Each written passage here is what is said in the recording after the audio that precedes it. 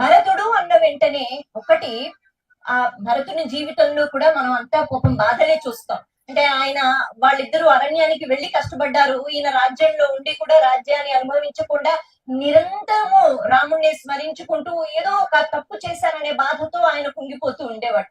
భరతుడు అంటే భరించినవాడు, భరించాడు. ఒక చిన్న మాట ఎవరైనా మనల్ని ఏమైనా అంటే, మన తప్పు కాకపోతే మనకి విపరీతమైన కోపం వస్తుంది. 10 మందితో మనం చెప్తాం, నన్ను ఇలా అన్నారు, ఇలా అన్నారు, ఇలా అన్నారు. భరించలేం మనం. మళ్ళీ వాళ్ళు కనిపిస్తే వాళ్ళని ఏదో ఒక రకంగా మనం ద్వేషిస్తూనే ఉంటాం.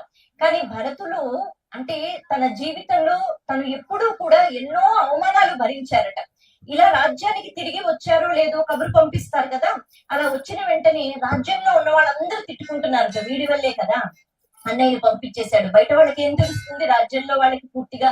కాబట్టి ఈయన వల్లే రాముడు వెళ్ళిపోయాడు, ఈయన రాజవ్వాలనే రాముడు వెళ్ళిపోయాడు అనే నిందలు ఎన్నో భరించాడు. సరే, ఆయన ఉద్దేశం అది కాదు, కానీ భరించాడు.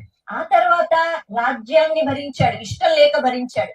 నేను ఈ పని చెయ్యలేను అన్న తర్వాత కూడా చెయ్యాలి అంటే చాలా బాధాకరంగా ఉంటుంది, ఎందుకంటే నా మనసు ఒప్పుకోదు.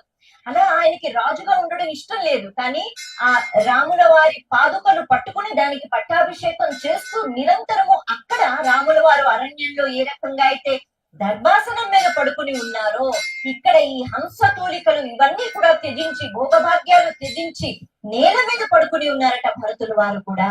అప్పుడు కూడా ఆయనకి ఆనందం లేదు. నేను భరిస్తున్నాను ఈ రాజ్యాన్ని, నాకు ఎందుకు ఈ రాజ్యం అని అనుకున్నారట. తప్పదు, నేను భరిస్తున్నాను. అన్ని భరిస్తున్నా ఎప్పుడు ఒక విసుగు లేదు, ఒక బాధ లేదు. ఆనందంగా రాముల వారు నాతో ఉన్నారు, ఎదురు చూస్తున్నారు. ఎప్పుడు 14 సంవత్సరాలు అయిపోతే రాముల వారికి రాజ్యాన్ని అప్పచెప్పేసి నేను రామసేవలో ఉంటానని. కాబట్టి భరించగలగడం అన్నది ఒక అద్భుతమైన వరం, శక్తి. ఎన్నో కష్టాలు వస్తాయి. రాముల వారి తమ్ముడు కదా, ఆయనకు కూడా కష్టాలేనా అంటే కష్టాలే. మరి ఆయన కూడా శ్రీ మహావిష్ణువైనా కష్టాలే. కానీ భరిస్తే ఎంత ఆనందం పొందుతాము. రాముని అనుగ్రహాన్ని పొందినవాడు, రాముని ప్రేమని పొందినవాడు భరతుడు. ఎలా వచ్చింది అంటే ఆ ప్రేమ అంత భరించాడు కాబట్టి. భరించిన వాడు భరతుడు.